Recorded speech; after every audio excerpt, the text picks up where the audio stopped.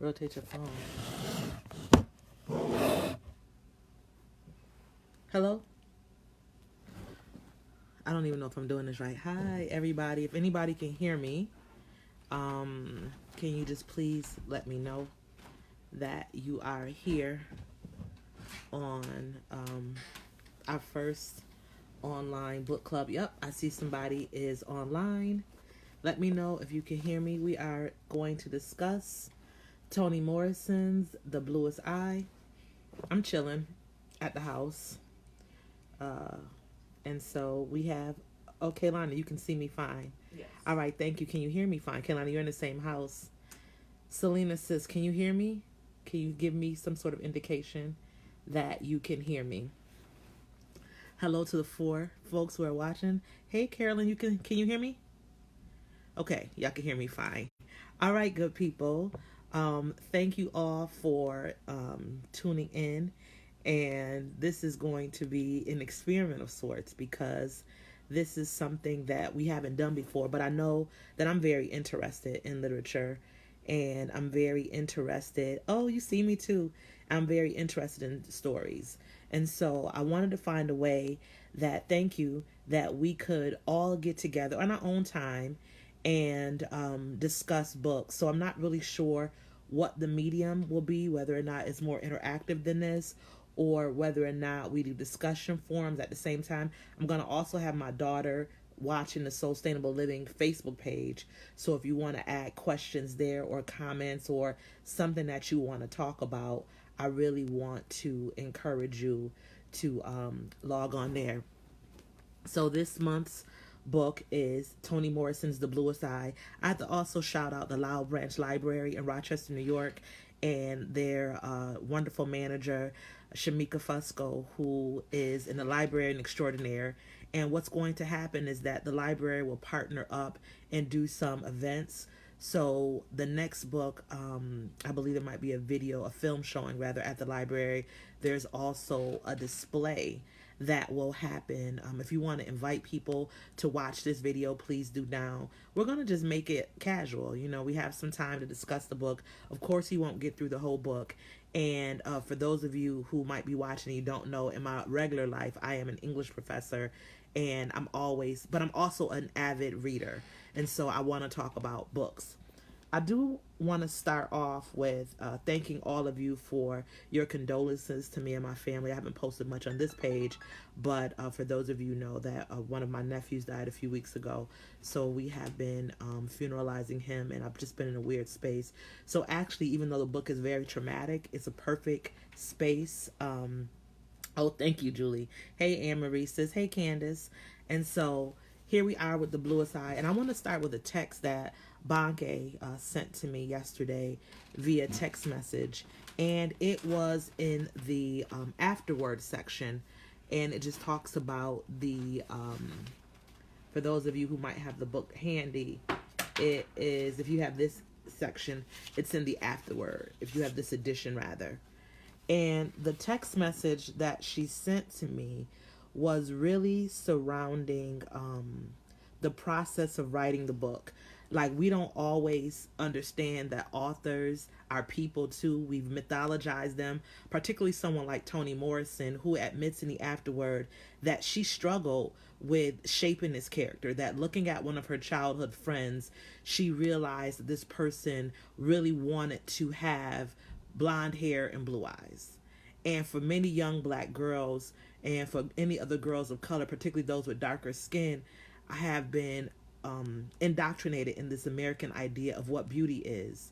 And Toni Morrison just rejected that notion as a young girl that a black person, a black girl in particular, needed to have blonde hair and blue eyes to be beautiful. And so she sort of walks through, the process of this revelation that she had as a child. And what I would like for you all to consider, and if you want to take notes or whatever, I'm trying not to make like this is a class, but that's probably my natural inclination.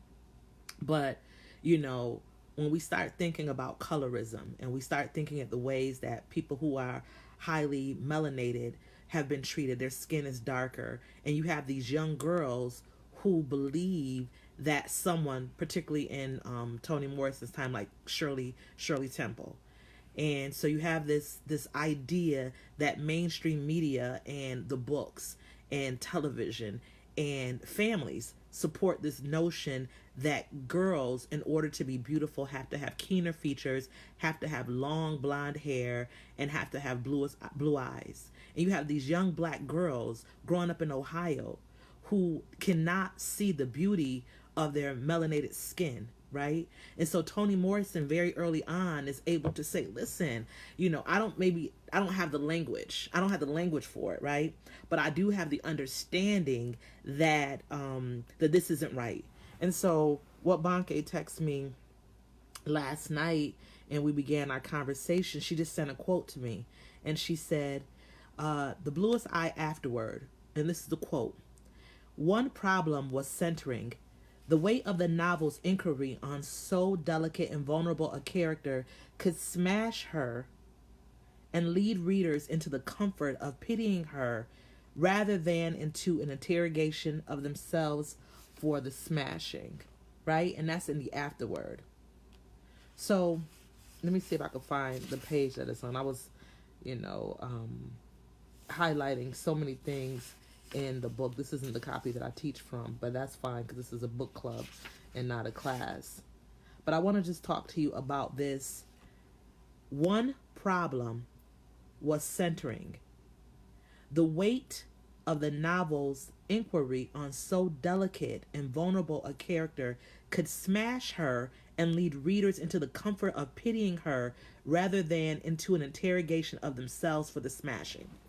So just a quick, the back of the book tells us a little bit. I'm not sure if everybody has really read the entire book, but we have young Pecola Breedlove, who's a dark-skinned black girl who's impoverished and who wants to do anything to get blonde hair and blue eyes. And we know that there's trauma in the story because Pecola eventually is, with her family, put out into the streets and goes to live for a few days with a foster family. And when she's reunited with her birth family, she is the result of a violent sexual attack and ends up impregnated by her father. And that baby does not make it to fruition, and she doesn't give birth. But it just details the process of Pecola getting to that point. But in this quote that Banke sent to me is that when people read this book about Pecola Breedlove, it's very easy to pity a dark-skinned child who wants to be blonde hair and blue-eyed. Okay? It's very easy for us to look at someone and say, that's not me. I love my black skin. But the truth of it is that far more of us identify with Pecola's desires to be blonde hair and blue-eyed than we would admit. Even the most Afrocentric, the most person who's comfortable with their skin now as adults have to be honest about the ways that American society has a hierarchy about appearance.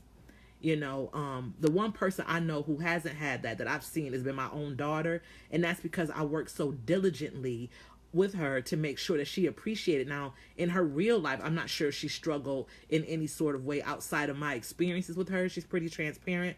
But if you can think to your own estimation and your own experiences, we're not talking about the adult you. We're talking about the child you who grew up in this society, even if you're white, but if you don't have the classic American beauty of blonde hair and blue eyes, how has society viewed you and how have you felt about your own appearance? I guess that's the question I'm asking. So when you consider appearance in America, yes. So Mika says, I remember growing up taking pride in my grandfather being white and Native American. Thank you for that transparency, sis. And what was that pride for you? Because we love things who are light. We love lighter complected people. We love mixed children. Getting lost in European standards. Yes, Candace, that's really important. Being very mindful of the ways that European standard, because of colonialism, because of slavery, of course, that we have privileged what we consider to be the standard of beauty. But one thing that we have to be very mindful of is that race is a social construct. That if you look at genetics, right, that there's no genetic basis or biological basis for the way that we separate races, right? But when we look at the social, the phenotype, the phenotypical standards that we have, skin color is a major thing that we can differentiate people in racial categories. Oh, people would say, oh, you have good hair, your people must be mixed. That's right. And in that good hair, good hair, Chris Rock has really turned that standard on his head. So we have young Pecola Breedlove, who walks around with a towel on her head, and who wants blonde hair, who wants longer, straighter hair. And so one of the ways that I've tried to combat that in my own raising of my daughter is not to say good hair or bad hair. If I'm trying to give people a visual representation, I'll say hair that has a looser curl pattern. I'll say something that's, loosely coiled. But I always want to center blackness, and I want to center, whatever we consider to be, because you could be black with straight hair. Let's just be real about that. But one thing I want us to be clear of is that when we talk about beauty, that patriarchy, we have to consider patriarchy, we have to consider racism, and we have to consider our own complicity in what beauty standards are like. When we go to the makeup store, how many color palettes go from dark skin colors to light skin colors? Or even Rihanna, who's inclusive, does she go from white skin colors to dark skin colors? Just those subtle reminders of placement. So automatically walking into a beauty store, you'll see light skin, white skin at the top. It goes from light to dark. Thank you, Kevin. As opposed from dark to light. So you have young Pecola Breedlove, who her own family is described as being ugly. I want you to think about it. How many people on the feed are conscious of, like, if you have darker skin and you've ever been told you're pretty for a dark skinned girl? Because Mika, you just told her, people say, oh, you have good hair, your people must be mixed. Not understanding that people all across diasporic Africa have different hair textures, right? So we have to be mindful about the ways that we communicate to children and to ourselves. I don't know if you have any questions yet about the Bluest Eye. Anne-Marie says, I am mixed with an Irish and African-American background. I never bore the brunt of the drama due to light skin and good. And says, I got to see more. How you see more? Oh, good hair. But got so angry when people suggested that's all there was to me. I had the audacity to want to get folks to get over themselves and keep it moving because I was just seen as the light friend and I wanted folks to see beyond that. That's right. And so how do we have expectations about people because of the way, or something that you don't have any control over? Like, people want to give you access to spaces because of something that you were born with. That's not due to your talent. It's not due to your personality. It's not due to your intellect. Melanie Funches says, in my birth family, being light was not favored. This was because of trauma. Now, let me tell y'all something y'all might get mad at. We talking about the Bluest Eye. But I got to tell you, that's one of the reasons why I did not like Malcolm X. Because Malcolm X's skin color in real life, the movie, not the book or the person, because Malcolm X suffered trauma with his mother because she did not like the white in her blood and hated him because he was her youngest child. She treated him in a different sort of way, right? So to have Denzel Washington play him and overlook the fact that he had trauma due to skin color does a disservice. Like, that's a significant part of his story. So when we look at the Bluest Eye and we look at Pecola Breedlove, it's easy to dismiss her and say, oh, I don't want blue eyes. I don't want blonde hair. But what does society say that you need to have in order to be beautiful? Right? And so are there any moments where people in their secret spaces say, well, you know what? I do want blonde hair. I do want blue eyes. I do want to find ways to be whatever beautiful is considered. You know, you can go back to just when India Arie and Alicia Keys were up for Grammy Awards.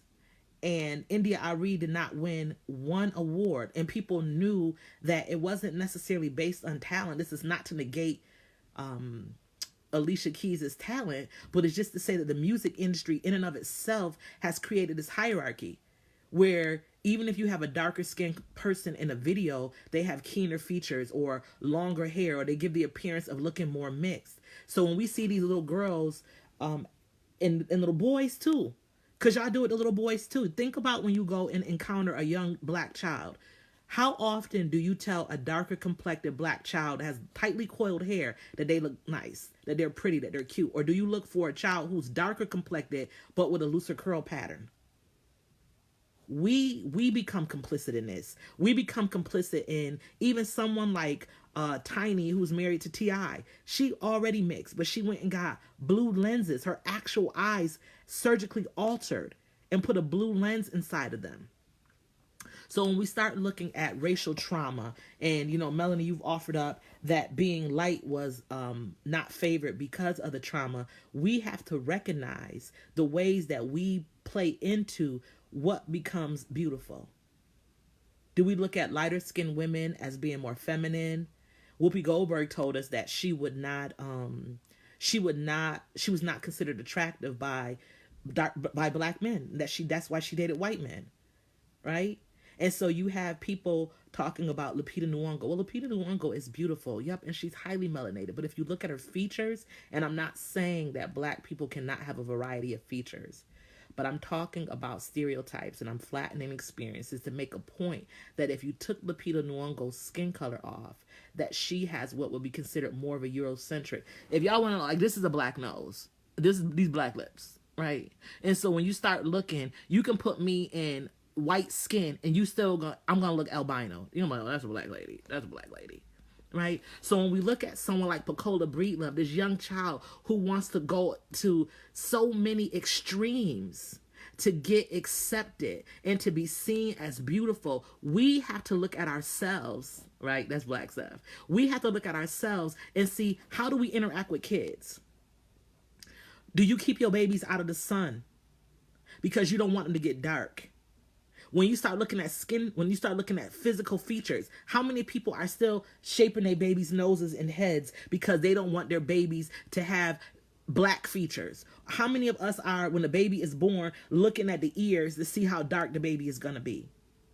Those are the things that play into a child wanting to do anything possible, right?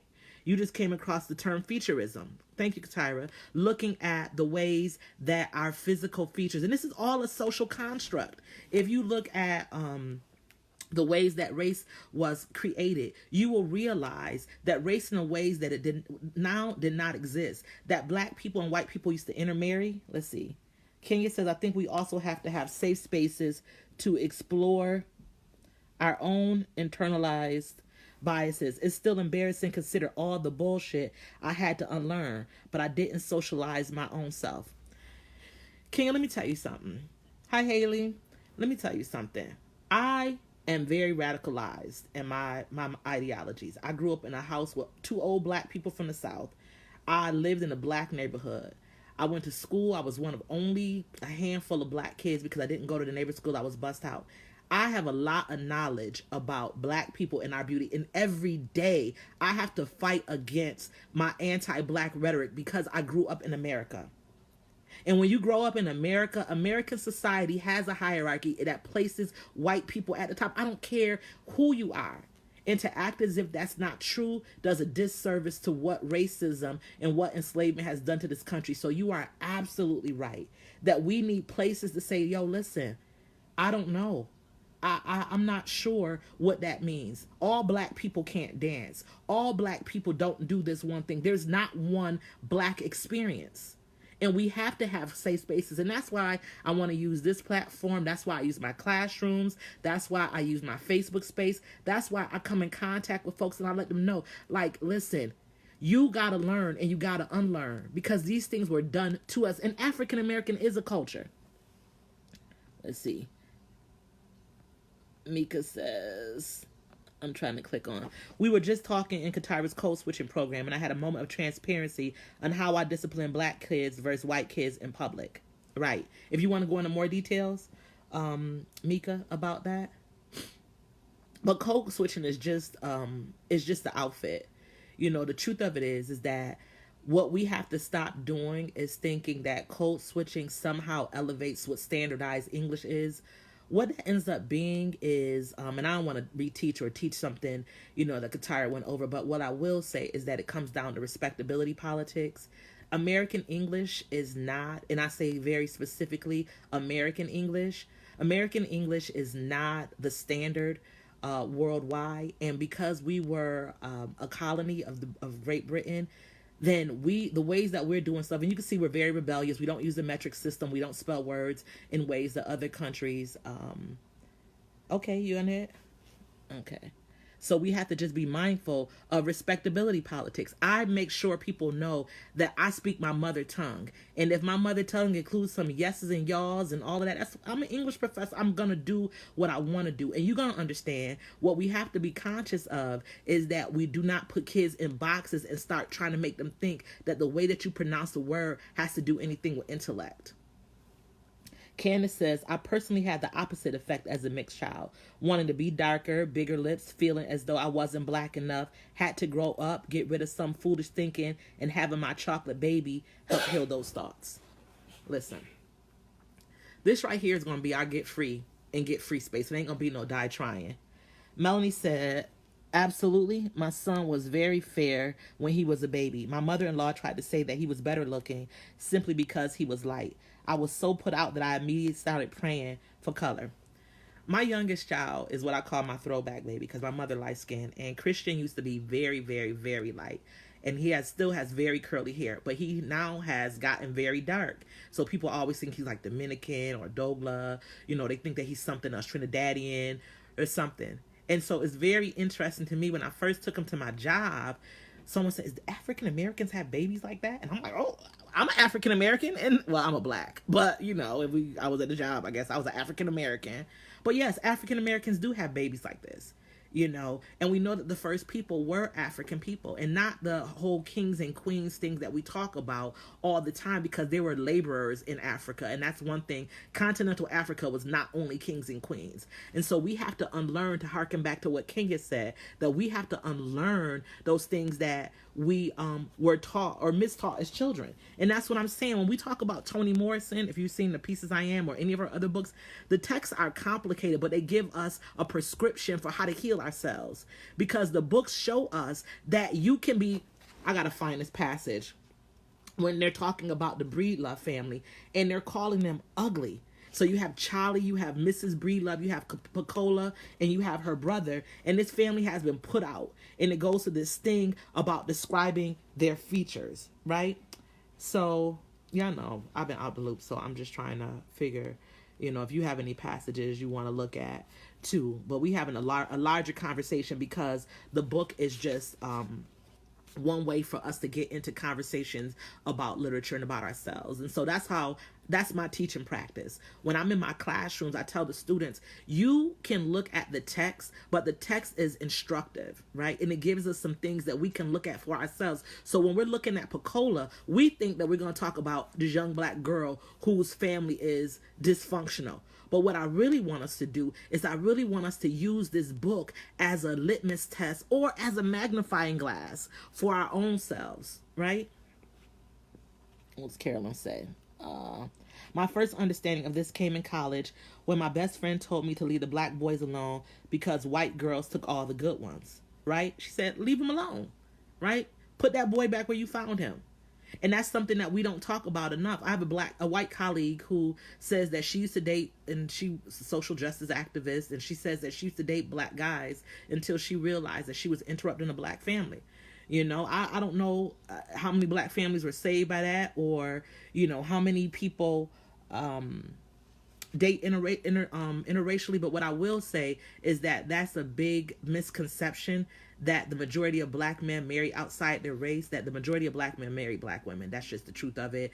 But we perpetuate these ideas about what a together family looks like. And if we're honest, like in Bluest Eye, Charlie and his family were put out because they did not have enough resources. So they have a variety of issues, like, you know, the parents were underemployed and father was abusive and drinking.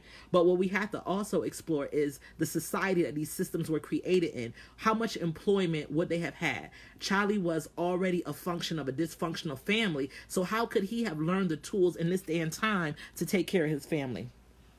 Let's see. Rachel says, I felt treated differently because my brother was light-skinned and I'm darker. My great-grandmother thought that light skin was beautiful and clean. So much about this book, that really resonated with you. Rachel, tell us what resonated. You know, I want to I want to talk about how they called this family ugly, right? They talk about their skin features, their skin tone. They talk about their features and how ugly they are. But these people in this story look like black folks. They look like black folks. But how many of us in our quiet spaces, in our bedrooms, in our homes, close the door and secretly wish that we could partner with someone, or our children would partner with someone who would have lighter skin, in something that they used to call advancing the race, where they would do the paper bag test. If I were teaching this in my classroom, I would pull up the Dick and Jane books, and I would show you how you have generations of black children who are reading, and I think I'll drop that link on the Soulstainable Living page of a primer. And you have these black children and brown children who only saw images of white people and white children. The little girl in here, she's talking about it. She was pissed with Shirley Temple because she was like, listen, I don't want this white image, this white little girl dancing with this man that could be my uncle. Right? And so when we start talking about protection of black spaces and black things, it's okay that you have a young black child who's saying, I want my own stuff. How many people here with children expose their children to books with black characters? Like, if y'all heard or like it or whatever, so I can see, like, for me, it was important that, one, that I married a North American black male, two, that my children had books with characters that look like them, and three, that the characters didn't just look like them, but they could not engage in any anti-black rhetoric. And I didn't have that language at the time. I didn't know to say that, when I first became a mother 27 years ago and down to 20 years ago. But I knew that I was black, and I knew that my partner is black. Nikki says, I reread The Bluest Eye every year, and I manage to feel challenged about how relevant these messages still are today. Mika says, that's my whole focus at work. So, Nikki, what challenges you? And Mika, as a librarian, again, I want to shout out the Lyle Branch Library. Mika's the manager there. That she has curated a space. So if you want to go into a real space and you want to get all the books are unreserved. There's a display of the books. But how many of you, and not just black people, how many white people on the thread have gotten books for their nieces and nephews, the children in their lives, that feature black characters? And it can't just be all enslavement. They can't just all be trauma ridden, right? I make sure to almost only expose my children to black books. Representation is everything. And then we have those conversations with the children, right? So this right here is not an appropriate book for kids, but if you are at home or with your girlfriends and we talk about The Bluest Eye, it's let me tell y'all, it's easy to look at Pecola and point the finger at her or her family and talk about the sexual abuse. When I read this story so many years ago, before I even started teaching it, I always put the sexual abuse like it was the whole book. And when I go back, it's one page. But it's so significant because it is threaded through the book with the father's own experiences. It's threaded through the book with the mother's own experience. So when we're talking to our children about what so-called black lives are or what trauma looks like, are we walking them through these things? Are we being vulnerable? Are we being transparent? Are we taking a gauge for what their own feelings are? So those are the things that we have to look at. I'm sorry, I forgot to look for the page. I don't know if anybody is, Kaylani, anybody on the thread on the page? Because I done started talking to y'all. But I want to, okay. So on page 46, it said, it had occurred to Pecola some time ago that if her eyes, those eyes that held the pictures and knew the sights, if those eyes of hers were different, that is to say beautiful, she herself would be different. Her teeth were good, and at least her nose was not big and flat like some of those who were thought so cute. It looked different, beautiful. Maybe Charlie would be different, and Mrs. Breedlove too. Maybe they say, why look at pretty eye Pecola? We mustn't do bad things in front of those pretty eyes, right? All right, Dr. Arlette Miller-Smith. Nikki New, the impacts of sexual trauma, the ways in which the black, it'll keep going up. I'll wait for you to finish that thought. Pecola bears the weight of her family's trauma by thinking that if she were only beautiful, it's okay, Nikki, that if she were beautiful, then her family would somehow be in good graces in the town, How does that resonate with your own levels of vulnerability as a child? Whatever dysfunction you had in your family, maybe you don't necessarily think that your beauty would be the thing to get your family to salvation or get your family to zero even, because some people are at a deficit. But how many people as young children carried the weight of the trauma of not having enough or not being enough, right? And so you have this young protagonist, this young character in here who is broken. How many of our children go into school systems where they feel like if they just act right, that they'll have enough? And how many of our grown-up selves still have grown around these little kids? We still the broken little kids inside. There's a grown-up Pecola right here in this chat. Let's see. Pecola's mother was working for her white family. There was an instance where Pecola was at her mother's job when believing something was spilled. Yup, and it got on her dress as well as the little white girls. But Mrs. Breedlove yelled at her own daughter, but washed and caressed the little white girl. And there were other instances where she would call Pecola ugly. This was devastating. I cried many times in this book. I felt terrible for everyone involved, but the book helped me understand our people better and why certain mindsets came about. I read something recently that said that Black people, Black women in particular, could not mother or care for their children, particularly if they were employed by white families. Mrs. Breedlove's value was based on her proximity to whiteness. Y'all do it. We all do it. If you live in a suburban neighborhood, you start telling us how good your neighborhood is. But the truth of it is you just really feel good because, and I'm not saying you, I'm using the royal you, because you are close to whiteness. That when you go to Starbucks or when you go to Wegmans and you got your recyclable bag and you got your mochaccino, you got, you go in some Whole Foods, you're doing whatever you're doing that's ascribed to whiteness. We advertise it because it makes us somehow feel worthy that we have accepted whiteness. So when you look at and Dr. Arlette Miller Smith, we've talked about this in terms of domestics. So when we look at Black women who have been employed as domestic laborers, they did not have full positionality or autonomy to be able to give something to them their own children because they didn't recognize that's what their children needed. When you ascribe to anti-Black behavior, you do things that are anti-Black. So of course, Mrs. Breedlove didn't have enough left over for her daughter because her daughter was a reflection of herself. There's some people right here that hate themselves and hate their kids because their kids look just like them. Same grade of hair, same facial features, looking like they daddy. And so when we talk about being ugly, what Miss Breedlove is really talking about is talking about herself. Even when Pecola and the father have their thing and the mother does not, when the father rapes Pecola and the mother does not believe that the father has done this or somehow tries to blame Pecola, there are mothers who see their daughters as competition. And even though she didn't want Charlie's affection and love, there is something about Pecola's rape that challenges her own desirability because she's so broken. So when we look at Pecola, somebody got a mama here that treated him terribly because somebody else, the mother may have been single, or maybe the father, you had a daddy's girl, and maybe the father gave the daughter more affection. Not sexual. I'm not talking about sexual attention. I'm talking about a mother that still is a girl that grew up. And that's something that this book brings into account. Like, Mrs. Breedlove didn't have enough. She didn't have an overflow. She didn't have a baseline for love. She wasn't a person that was raised up. She just sprouted where she was planted. And because she had those things, like, she's not good or bad. I'm ambivalent towards her because she is a reflection of what is happening in society at that time. Pecola becomes an interruption of her day because she did work. And she needs that job. Not only does she need that job for the financial, for the finances that it brings in, but she needs it for her personal validation.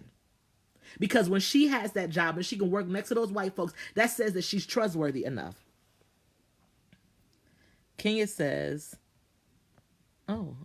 it's been part of the message that Black children people are not only unworthy of love and other resources, but that we don't need it. It'll make us soft. Yes.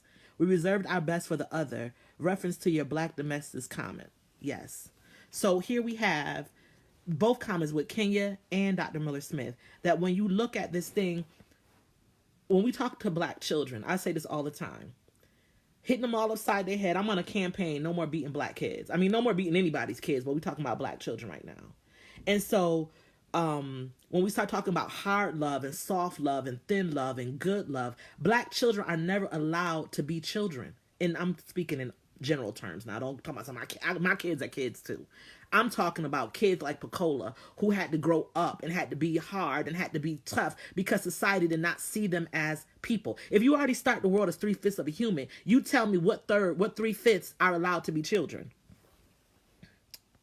Anne Marie says, the quote that you started with from the afterword made me check myself. I did feel bad for her, but what I saw in myself was attitudes towards black folk who act ghetto, Walmart folk, like I was better. I saw myself in a woman with the cat, who was the mother of the boy who forces Pecola to play with him as she crosses the park. Yes, it's kind of related to how we see ourselves as better. And when we use words like ghetto, what we are really using, that's a sanitized way of using the N-word. Because when you use ghetto, when anybody uses ghetto, they mean poor. I mean, you're a history teacher, so you really might mean like, the Jewish ghettos. But poor, inner city, uneducated, black. That's what we mean. And so when we can put a bottom, and that's just how racism and racists came to be. So because you needed a bottom, black people were not enslaved because they were savages. They were enslaved quite the opposite. Because they were humane and they knew about agriculture and they knew about homekeeping and they knew about food and they knew about the land and they were able to sustain and survive. And so when we start putting these things, oh, well, they got to pull their pants up. They got to do, those are very small things in terms of the greater crisis that is happening against black bodies. We cannot be concerned with who wears what to Walmart. We have to be concerned with how people are treating our children. Because guess what, y'all? We were all kids. And the damage that we saw in ourselves is the same damage that we are perpetuating on Pecolas. Right? And so we got to check ourselves. So that's why I wanted to start out with that quote, because it just hit me in the head. And I told Bonke yesterday, I want to go back to the comment. I didn't tell you what I said to her. I said, we don't see our connection to Pecola and our desire to be recognized by the white gaze. We don't understand that we seek affirmation. We pity Pecola without recognizing that we are Pecola. Maybe we don't long for blonde hair and blue eyes. Maybe we haven't been impregnated and sexually assaulted by our fathers. Maybe we've never been put out on the streets. So that's very easy to dismiss those surface level comparisons to Pecola. Oh, those don't apply to me, right? But when we start looking at our own desires, our own connections to whiteness, our own proximity to whiteness, and what we see as being better than. Oh, my children speak proper English. Even when Pecola, remember when she went to the people's house and the mama started downgrading her for drinking the milk? I don't got money for folks. Nobody needs that much milk. Some of y'all babysitting y'all cousins, y'all nephews, and y'all nieces, and y'all family got more. And instead of being grateful that you can be of service to these young black children who don't have enough, you somehow want to maximize what you have. Well, if they would just get a job, they would have to be able to take care of their kids better. Oh, if they would be able to just get a... Let's talk about the 3 women that took Pecola in, the sex workers. Right? We are not... Listen, my mother's been a sex worker. I'm going to be very upfront and honest. And I used to be very judgmental because I knew how I grew up. Thank God for my grandparents. But I had a mother who was incarcerated. And now Takia Graham, the professor, and, doctoral student and all sorts of accolades. If people know my life, they would Pecola me. They would pity me. They would say, oh, well, she... But then they look at the totality of who I am, and those two things don't exist in the same space, right? So that's what we do when we see kids who are going through, or we say ghetto, or we think that these kids are not speaking proper English, or we look at these families who are on social services or who live in inner city neighborhoods, and we start saying that we are better than them. Like people that live in the ghetto don't love their children. I love those women in those scenes. I love you, Mary Jackson. So, and that goes back again to how we created race. In order to have a bottom, we had to somehow elevate a top. So whiteness became the thing that was better than blackness. And so then we became divisive and we created categories. So think about how you move about today. For every little Pecola that we come in contact with, what does that say about us? A quote I love, your response to something is based on how you define it. And what the Bluest Eye does is that this is not called Pecola's story. The Bluest Eye is symbolic of that thing that we want, that we think is going to give us salvation.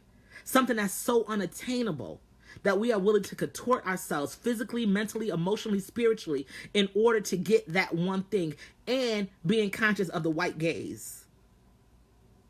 So we'll look at black children who are double dutching or standing on a street corner or playing basketball across the street, and we're like, oh, I don't want my kids around those kids. Those are kids.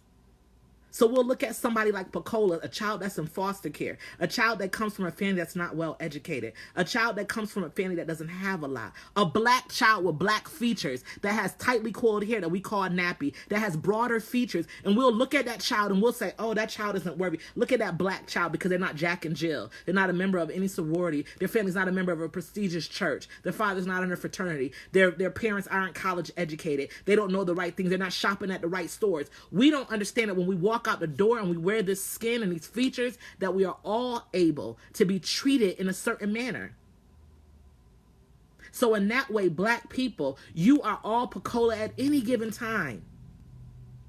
All of our children, we can never be protected by the comfort of material trappings, of academic accolades, of financial gain, or of our addresses. And so the Bluest Eye, it forces us to confront the things that we have inside ourselves. And the women who were giving Pecola some of themselves, even as they were broken, and that's why I wanted to bring up my mom, is that there is something that she gave me even in the midst of her brokenness. In the neighborhood I grew up in, I don't care if a person was addicted to drugs. I don't care if a person was a drug addict. I don't care if a person was what somebody would consider a derelict in society. They loved the kids in that neighborhood, and they had the best intentions for us. So my grandmother says it best: a broken clock can be right twice a day. And we have to stop discarding people because they don't have a certain pedigree. And that's another lesson of the book. So there's something that Pecola could be providing for this family, the McTeer family. There was something that Pecola saw in herself that was broken, but couldn't articulate that thing. But her need was so great, she just kept drinking the milk. And instead of a mother being so grateful that she could provide something that's so small, she found it as a way to remind Pecola of what she didn't have. Kids are kids. I just try to love them all. I know, spoken by another teacher, I know how many come to me with trauma. I want them to feel they are worthy just because they exist. I will tell them that in all the world. God thought we needed one of you. Come on, that's it. When my grown-up students come to my class with broken trauma, I say, I've been waiting on you. I don't care if they come late. I have been waiting on you.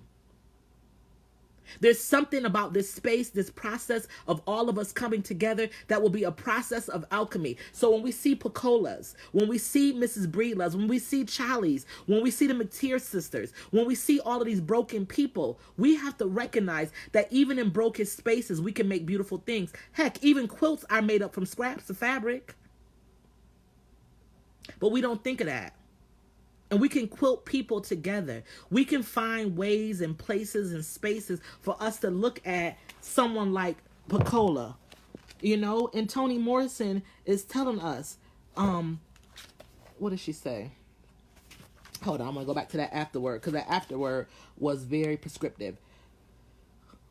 She's talking about language. Oh, so the first quote was on page 211, if you have this version of it.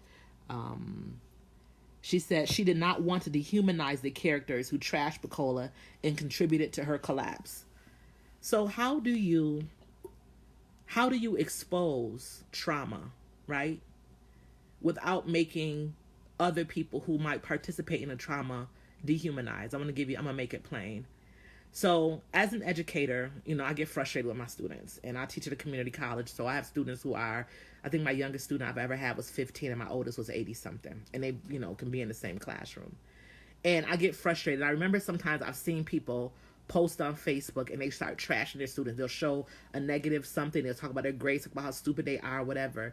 And I always reject that notion because you're dealing with people. And the day before you knew, the moment before you knew, you didn't know, right? So Rachel says, Yes, yes, yes, I agree. We could all, as Black folks, be a form of Pecola. I tell my students I love them every day, and I mean it. I see and told so many breed loves.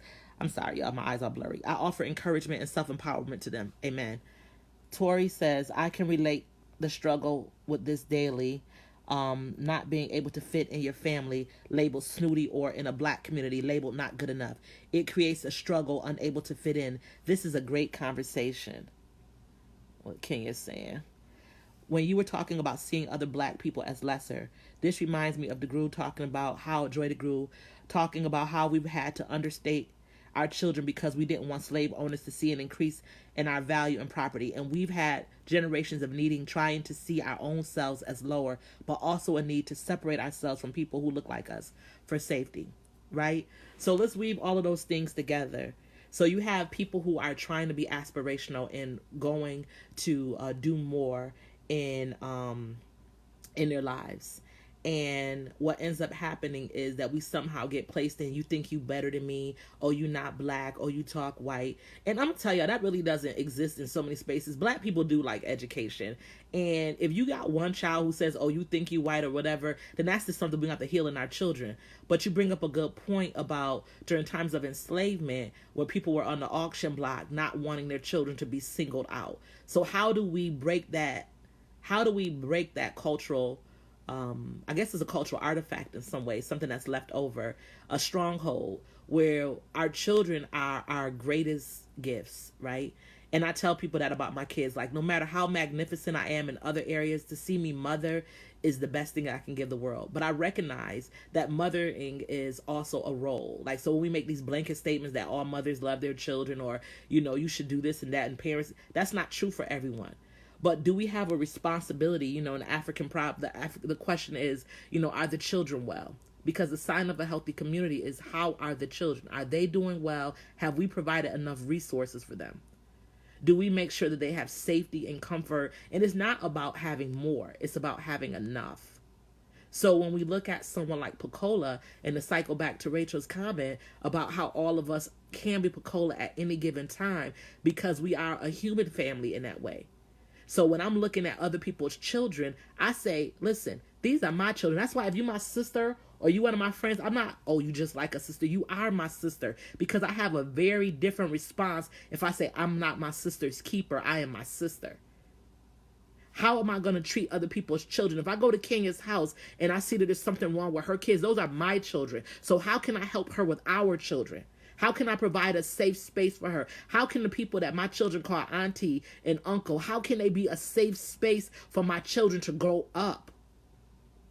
And I'm broken. I have plenty of days that I sit and cry, but I own my stuff. I don't try to tell my kids, oh, the American dream is the accurate dream. I'm saying I'm trying to build wholeness. Because this is our history. This is our present. And it's going to be our future. So once we start with telling kids that we love them, what is that love? What is love in action like? How do we get the Pecola out of our grown selves? How do we heal the traumas inside of us? How are we trying to create safe spaces for children who are saying, and that goes back to Kenya, what you brought up earlier about a safe space. So if I'm Black and I want to say, you know what?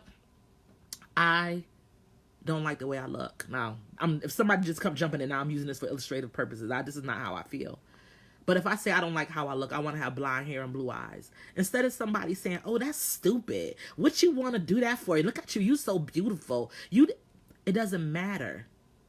If you think that something is very true about you, it becomes true. So the question in the work is, the healing energy is to say, I'm sorry that you have been harmed in this society. I'm sorry that you have been raised in a space where anti-Blackness reigns supreme and you cannot appreciate your features. Let's sit down together and figure out, how can we get through this? Because it's going to get on you. Your friends or your sisters, your brothers, your cousins, your children, if you're a teacher, their brokenness is going to get on you. And it's going to trigger. I want to encourage everyone. Rachel says, I want to encourage everyone to tell your children that you love them often. Encourage them, and when they make mistakes or make a bad decision, talk to them. Let it be a lesson where they don't feel less than, bad, or irrelevant. And then Nikki says, none of us can frame others' experiences. Right. We can't tell them why they shouldn't feel bad. Oh, you beautiful. But if you don't feel beautiful, if you don't feel worthy, if you don't feel as if somebody finds value in who you are, then that's your truth. One of the examples I use in my classroom, I talk about capital letter truths and lowercase truths. If you look out the sky and the sky is blue, there is no scientific reason for something to be called blue, or this to be called an iPad, or this to be on a table. The only thing that makes this true is that we have all agreed that this is going to be the designated title for it. The sky is no more blue than it is green, but blue is what we have all come to understand. If a person walks in and says the sky is green, oh, that person is crazy, that person is crazy, oh, we can't have that. And we all start becoming, medical practitioners making diagnoses on people. But when people try to talk about their own selves, we don't see any value. We don't give people the right, not just give them the right, but we don't recognize their right for self-definition. So when Pecola says that she wants blonde hair and blue eyes, it seems to be the most asinine thing. But when you walk into a world that says that your features are not beautiful, when you understand that your family has been ugly for generations, you think that your salvation, that your beauty will be your salvation. That going to school will be your salvation. That moving to a better neighborhood will be your salvation. But that's chasing after the white gaze, being mindful of walking towards whiteness because we think that whiteness is the be-all, end-all. We center whiteness. And so we don't find any space for black places. We tell these black kids, oh, well, you need to speak proper English. I teach English. I understand about sentence construction and all of that, but that does not mean that it's correct. We drive past inner city neighborhoods and talk about, oh, look at those kids, look at those people just sitting out on the stoop. Well, mind your business. Because if you drive down a street in Greece and you see people sitting in their front lawns, it's not cause for concern. Drive down Joseph Avenue and you start seeing young black males on the corner. All of a sudden you want to call the police. Oh, they out there loitering all day. But then you go right in 12 corners and you see the same young white men on the corner. We don't call it loitering. Your response to something is based on how you define it. So your response to Pecola is that she's broken, right? And that we somehow are better than her because her brokenness is out on display. But we do those same anti-black actions and we operate in the same spaces of brokenness than she does. Okay, Melanie says, in us telling our children we love them and giving them praise, we need to be specific. Our children need to know that we see them and that we appreciate and honor all parts of them. And I want to expand on that, sis. Not only to our children, how many of y'all grown-ups tell yourselves y'all love yourselves? How many of y'all heal the children within? Y'all still waiting for your mama to say something nice to you, your daddy, your sister. You still walking around with 40-year-old trauma, but then you put that on your own children. So we have to be very mindful of the ways that our coming undone spills into the next generation, and it has contaminated us. I've been thinking about this idea of having enough because in helping kids get connected to services in my work, the standard for enough gets moved around. Like when someone is doing bad, gets a little bit better, we're ready to stop. That's enough. But kids deserve all the love, all the support to reach a full realized life, not to just feel like we did something good for lesser others. Oh, I'm ranting. No, you're not. No, you're not. You're not ranting, Kenya, because let me tell you, sometimes a little poured in can go a long way. But we have to remove our own self-righteousness. And that's what I'm talking about being Pecola. Because if we look at Pecola's life and somehow feel we are better than her, we do not recognize how grace and mercy have impacted all of us. Pecola was born with the facial features she has. She was born into the family that she has. Some of us call it favor. Oh, favor ain't fair. You can't help that. There's a Facebook meme I absolutely hate. It says, oh, don't hate me because my parents took good care of me. You don't call me spoiled because my parents took care of me. What choice did a Pecola have in that? Her value is not attached to what her parents can do. Her value is in herself. And that touches on what Melanie talks about being specific. Your value is not in what you can provide as a service, not because you're talented, not because you're smart. I love you because you are you. And what that you looks like that's the specificity of it. I am always telling people I love them, and oftentimes I get the look, and I say, don't worry, you don't have to say it back. Sis says, you are right, so right about, sis. I tell people, one of the things in my family is that, you're related to us if you say, I love you, and you say, I love you back. Or if one of my children have done something to cause harm to somebody else, an apology just won't do. I want restoration. So if you badmouth me to people, when you find out it's not true, I want you to go find all of them people and tell them people that what you said was untrue. We got to do some restoration here. And so when we start talking about the children that we encounter daily, we have to be our own children first. We have to be honest about the ways that our own lack projects itself upon the people that we come in contact with. Like Pacola's parents did not love themselves enough, to use the theme of enough. And they didn't have anything to give. That doesn't make them any less complicit. It says that when you come from generations of Black people who have been cast out, I want us to have compassion for people who don't have enough. Have compassion for people who, despite working as many jobs as possible. That's why I don't qualify what I do to people. They'll say, oh, but you have, no. It doesn't matter how you feel like I've come over. I'm still that little girl inside whose mother was incarcerated, who didn't meet her father till she was 17, who had a child at 19 years old, who grew up with this nose and these lips and still knew she was fine as all world. But now that I'm the Takia Graham of it all, people want to negate that first start. Hurt people. And they don't have to. Hurt people can heal people, but first we have to heal ourselves. We have to confront the things inside of us that are ugly. We got to confront and be like, you know what? I'm raggedy in this. Like when I look at my kids, I wish they were lighter. I wish that they were better. I wish that they were whatever. And then we got to check ourselves on that. Because when you don't name that thing will haunt you over and over again. We need to be healed and accountable for healing, the harm we caused. I got to read that again. We need to be healed and accountable for healing the harm we caused. And I'm going to go ahead, me and my sis, we alley-ooping. And especially if that harm is to ourselves. When people tell you can't pour out of an empty vessel, that's not just about doing for other people. It's also about doing for yourself. So Mrs. Breedlove could never give Pacola anything because she hadn't been given something. So she could love those white children even more than she could love her own children, because those children were an extension of her and she did not feel like she had any value. So of course she didn't value her children. How many of us do that? We don't feel like we have value in ourselves, and so we Mrs. Breedlove it. We treat our children like crap because we've been treated like crap, or because they look like us, or because they do something that the absent parent used to do. You look so much like your father. I can't stand your ugly, stupid butt.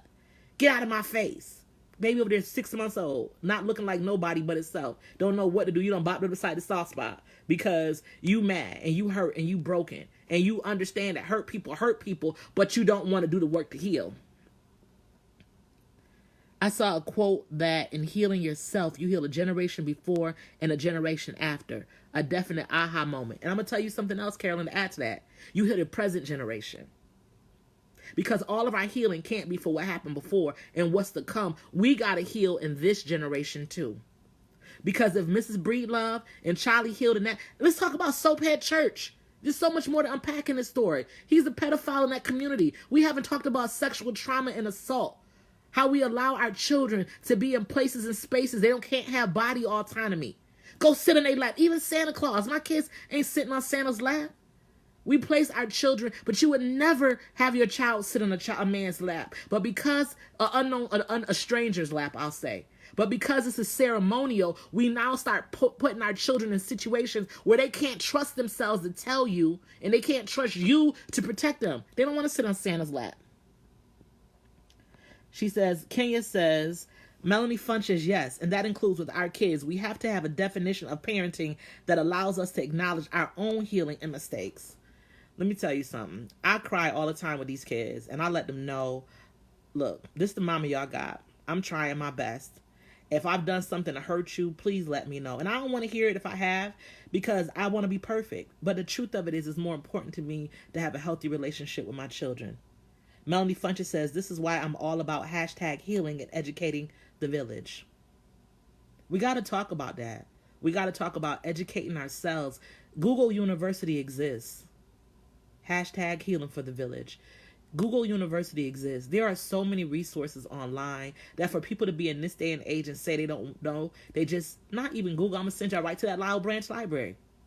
Mika Fusco want to give y'all a book or two. She want to give you some resources, some articles that you can look up and check your own selves, that you can find out ways to be anti-racist or anti-bias, that you can find supportive spaces that talk about loving Black children and not trying to create a racial hierarchy that's based on skin color, language pronunciation, that's based on hair texture, that's based on educational attainment, that's based on a lineage that wasn't ours. We got to get free from sexual trauma. We got to have open spaces where our kids can tell us that they have been sexually abused or violated or somebody makes them feel uncomfortable. Arlette said, what is healing? How can it help move us past the Pecola pose, our own belief of the hype? What is healing? Is it personal? I don't know, y'all. What is healing? And I second that children should not be sitting on folks' lap, men or women. Women abuse children too. Women abuse a lot of children, and we don't talk about that. So what is healing? I'll tell you what healing looks like for me. Healing looks like openness. It looks like transparency. It looks like me being honest with my children and telling them about my own sexual violation, because I had parented out of fear in their earlier years, and I was scared to let them know that something had happened to me, but I told everybody, my friends. And so when it came time to talk to my children, I was really scared because I didn't want them to think I was tarnished, or that I had done something wrong, but I wanted to keep them safe, and I didn't want to parent out of fear. And so I told them about my violation, and not in the graphic terms, but that somebody had done some things to me, and it compromised my ability to grow up free from fear. And in turn, I parented them with fear. Y'all not staying at nobody's house. I want to make sure everything is, kosher. We're going to use proper body parts. Y'all not going to be just walking off randomly. We're going to establish personal space and boundaries. You can't heal what you don't reveal. Go ahead, sis. That's Melanie Funches. It's time for us to do the work of healing for ourselves and for each other. Kenya said it's not even about abuse. People shouldn't have to be abused to make a choice about their own bodies. But I guess in some ways, not having choices makes it some sort of abuse in some ways that society keeps inflicting on us. I believe in body autonomy. Let me tell you something, Kenya. I tell people all the time, my kids ain't got to hug anybody. You will never see me at a family function forcing, they're grown now, forcing my children to hug grandma. I don't care if it's grandma. I don't care who it is. My kids don't ever have to hug. But as adults, we want to save face, so we consider that to be rudeness. We teach our children about stranger danger and how, when those hackles rise up on the back of our necks, how we should pay attention to that. But then we force them to unlearn that, because if they don't want to, you give a baby to somebody, the baby don't want to hug it. That baby don't act right. You shaking the baby up and kind of pull it. The baby told you that they don't want to hug this person. But in our need to be seen as respectable and having some control over our children, we want to make sure that they toe the line. I told somebody this the other day. We talk to our children in ways that we would never talk to adults. You would never go for me saying, oh, Kevin came in the house and he hit me because I didn't listen to what he said. That's my husband. But I could tell you, oh, my kids didn't do their homework. I beat their asses. And you'd be like, oh, girl, that's right. Get them kids in check. You get them together. Children don't have power. Children don't have power. Children don't have power. It is our responsibility to keep them safe. Right? And so what ends up happening is that we remove our own responsibility and our complicity in trying to take care and provide for them. But we do things to our children that we would never do to adults. Adrian says, healing looks like a process. Healing can be vulnerable, a safe space, and in the company of people who can be trusted. It's so many levels and dimensions to freedom. Thank you, Adrian. Kenya says, so much abuse disguised as control. So much abuse disguised as control. Right? And so we want to get people in line because, and this goes back to our own Pecola. When we feel like we're falling apart and we feel like we are losing control, we start reacting wildly. Because we bought into the narrative that drowning looks like this. If I'm drowning in water, I'm splashing and I'm flailing. That's not what drowning looks like. If we pay attention to drowning, most drowning happens subtly. We just go underwater. So when we're dealing with our kids, we think that if our kids are well taken care of, they're doing well in school, that we have a decent address, or we live in a nice neighborhood, or they go to school, they're relatively polite, that there's no trauma, there's no dysfunction. Because we're looking for all of this. We're looking for the kids that act up. We're looking for poor, black, ugly people. And we want to Pecola, and we want to breed love family it. But we don't understand how we're taking this trauma from generation to generation. Arlette Miller-Smith says, do definitions of healing armor our daughters, help them to mend, to understand their worth or value? I'm going to ask you, do definitions of healing armor our daughters, help them to mend, to understand their worth or their value? I'll take my own daughter. I used to tell people that she was me without the trauma. And that sounded so affirmative. Like, yes, I've raised a daughter who does not have the generational burdens that I have. But then I realized that does a disservice to her because I'm still clouding her in the trauma that happened to me. And so I tell people I've raised a daughter that is uniquely herself. That is a very special brand of Kaylani who is resisting with her happiness in a world that does not necessarily see her as a fully fleshed out person. So she doesn't have the type of healing that I have to come from, but she becomes my legacy of healing. So when you do see my daughter, you do see a different version of what I could have been without the trauma. Those generational curses, exactly. She's had the mother that I didn't have. She's had the father that I didn't have. She's had the educational opportunities of love and support, but I have been broken in the process. All of these things had to happen to me in order for me to recognize. I'm not sure I would have been the same person. I'm not saying I welcome the trauma. I'm saying that I have been very intentional to do things that Mrs. Breedlove, that Charlie, that Mrs. McTeer could not do or did not do. They did not want to do the things that, well, I ain't gonna say want. That wasn't an issue. They didn't know how to do. A different legacy, you know. And so I know I said we were only going to be online for an hour. What time is it? Oh, it's 7:07. I don't know what time the Super Bowl come on, y'all. I'm going to make another point. Let's see. I do want to encourage you all to pick up the Bluest Eye. And I want to talk in another way about Pecola. I want to talk a little bit quickly about reading the novel. So Toni Morrison talks about the way that the novel was constructed and how people initially did not receive it well because of the construction. There were some things that she would have done differently and that she wasn't conscious of the white gaze. And so she wanted to write a sort of prescription for Black people for them to be able to free themselves from the white gaze. But what I'm saying is that this book is a prescription for us. If you can get past the some of the language in terms of the structure.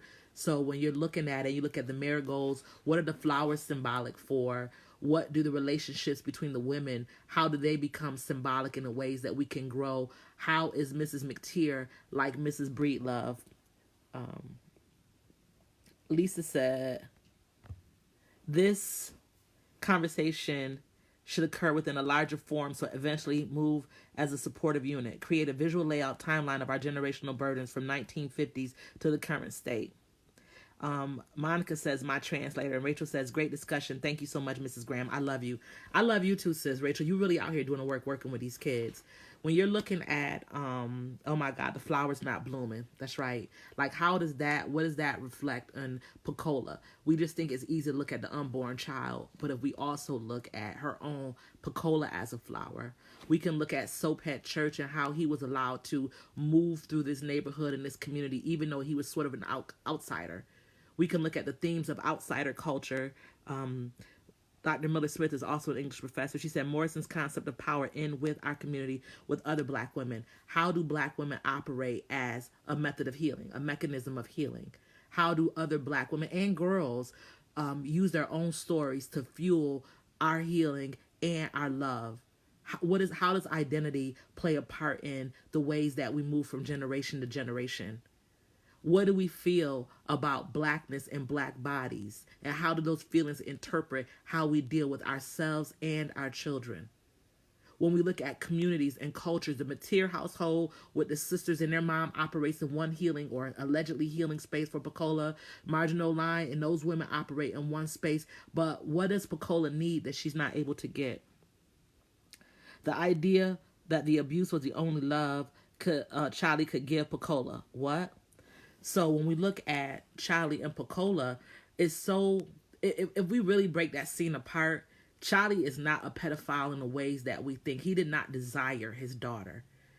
In his estimation, and I'm not excusing him at all, but I want us to look at, Kenya, do you know what page that is in the book that you have? But I want to look at that scene because Charlie, he really, he was using his daughter and his drunken mind as a substitute for something he could not get from his wife.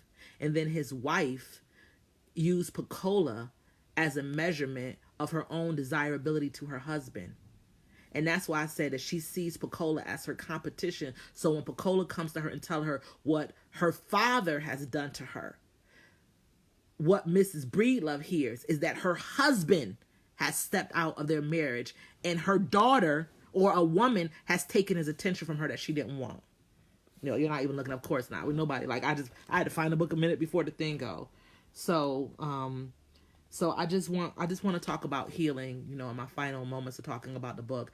I want to give you some more things that you can look at. I want us to look at colorism, look at how Pecola wants to have different skin. Must look at Black women and beloved as a recurring focus on the Pecola pose. You cannot teach what you don't know, and you cannot give what you do not possess. Katira, speak on that more. I think a lot of people do that. I think people do teach what they don't know. And I think that, because I think you can do it. I just don't know if you do it well. And I think that you can cause harm to people, you know, particularly in this day and age, you know. We have people who call themselves healers and they just, I'm going to be a self-coach. I'm going to be a coach and I'm going to tell you how to get better. And then you look in their own lives and they're just a mess, right? And they put these credentials, or they say that they're going to, you know, everybody does this thing because you've done it one time. And it's not a respect for a process. And so when we look at Mrs. Breedlove, she could have been some use to Pecola. I'm looking at myself. Somebody could say to me, well, you know, my grandmother mothered me, loved me dearly, but I did not have a mother in a traditional sense. So perhaps I could not have been a mother. So it says you can't teach what you don't know. I never had children until I had children. And so when I became a mother, it was really important to me to be a good mother and to be a beneficial presence to my children. And so although there were things I did not know, I knew the things that I did know, I didn't want to do those things. So I did the opposite. And so I had to gain some knowledge. I had to research. I had to go. The library was my friend. I would go to the library and take out parenting books. When I had a premature son, I was 19 years old. He was in the hospital I had him 12 weeks early. I would go and borrow a medical dictionary so that when the doctors use it, bradycardia or tachycardia, I could talk about the same terminology. So there are things that we do with a lack of knowledge that could be harm-free, you know. But I think we have to be honest about what that lack of knowledge is. Like, I couldn't fly a plane with a lack of knowledge, rather. But I can parent because you don't know about parenting until you become parents. All parents have not been somebody's children in that way, you know. So many of us are flying blind. And I reject the notion that we did a whole bunch of messed up stuff with our first children that we don't do with our third children or our fifth children. We can love our children in those moments, hi Diana, and really make sure that we are trying to develop the best people possible. And so in closing about, I agree. I think you can't help safely guide people past the point you've been to, but you can do the work, but have to recognize the danger of building the plane as it's being built, right? So I know for me, there was some plane building simultaneously, you know, at the same time. But I was gentle with myself and really had to recognize the things that I could not do. I just was not able to give in that way. And I want to talk about the value of community. Your grace and mercy is high. Bless you. You're giving these characters way more understanding than me. I'm working on it. Well, yeah, you know what, Candace, thank you. And I'm not special at all when it comes to that. But what I try to be is understanding of the human condition. It's easy to discard Miss Breedlove and say that she's no good and she's just the worst character ever. And Charlie, yeah, absolutely. He's deplorable. I want to slap his face off. But if we look at who Charlie was, period, not but, period. If we look at who Charlie was as a man and as a person, we see that he suffered his own sexual violation. We see that he was so traumatized, and no, he does not get to inflict that trauma on somebody else. What I'm saying is that people are not the sum of some of the things that they have done. So he deserved to be put in jail. He deserved to be, cast out of the society. Absolutely. And can he be redeemed? I'm not interested in his redemption. But I'm saying that when you look at someone like Mrs. Breedlove, I have no compassion for Soaphead Church. Let me just be mindful. I have no compassion for him because he's a pedophile and he sought to abuse children. And that's just unconscionable. When you look at Mrs. Breedlove does more harm to herself than she does to anybody. She has denied herself love because she separates herself from her family, and I try to operate in that space as a person. I really want to be someone who does not cast people out because they don't meet what I consider perfect people. My own mother, I've said this, suffers from her drug addiction. It's easy for somebody to be like, oh, all addicts be like, and I'm like, well, you know what? My mother's addicted to drugs, but my mother is a person first. Mrs. Breedlove is a person first. And she's hurting herself. People who are addicted to drugs are usually hurting themselves a lot more than they're hurting anybody else. People who are addicted to alcohol, people who are broken in big ways. Pecola hurt herself more than she hurt anybody. And she was a child who wasn't given a chance to grow up. Not in the healthy ways. So it's not even just grace and mercy. It's just that I know that I'm a work in progress, and I might not be doing things to the magnitude of the characters in this story are doing them, but when I consider the impact that each of us have on each other's lives, I just hope that in the final moment of judgment that I'm able to see people as people first, And so Charlie, I can be compassionate for what happened to him and empathetic and still recognize that he's a piece of blank, But Mrs. Breedlove, I think that it'd be easy to cast her out as somebody who's irredeemable because that she wasn't what Pecola needed, but she wasn't what she needed first. And that's how I ended up loving my mother, because I had to realize that she was responsible to her own self first. We don't let mothers be anything other than mothers. Mrs. Breedlove was a woman first. She was a woman first. But we mythologize motherhood and we make mothers be martyrs. And we say that women have to do, but we don't put those same responsibilities on men for being parents. And so when I look at someone like Mrs. Breedlove, I recognize that, yes, she's a terrible mother, but she's an even more terrible person to herself because she denied herself. She used to be pretty and happy and hopeful. And so those things were denied to her. She denied those things to herself. She was broken down by society, whether or not they placed black people in that positionality when they were growing up in that time or in this current time, So I think it's very complicated. I think that, there's so much more that, of course, that we can talk into. But I just hope that we sparked something. I want to see what the next book is. That we've sparked something that we can come together next month. And Mika will tell us when she'll be showing. Hold on, y'all. I got to find. Kaylani, can you look in the picture and tell me when the next book is? The next book discussion. But again, to close us out with Pecola Breedlove and the Bluest Eye, I want you to consider women's relationships and how that impact healing. You can look at the different sets of women in there. You can look at surrogate motherhood, like how does motherhood represent itself and play itself over and over again, whether it's biological or whether it's surrogate. We want to look at male roles and female roles, or masculine and feminine gender roles. We also want to look at blackness and what that means. We want to look at colorism. We want to look at featureism. We want to explore the way social class, and what that looks like based on respectability. We also want to explore what Toni Morrison and other scholars have called the white gaze, and how trying to perform for whiteness, trying to be closer to being acceptable by whiteness. How does that play into our healing or our self-destruction or our personal attainment? This book is it's a very difficult book to read, particularly when you see what happens not between what Pecola father, how he sexually violates her. But I don't want us to get stuck in that one scene. It's significant, but there is so much more that the book is about. And even as we look at Pecola in the very end, that she has lost her mind, in some ways she wins because society was trying to destroy her. And she is in body alive.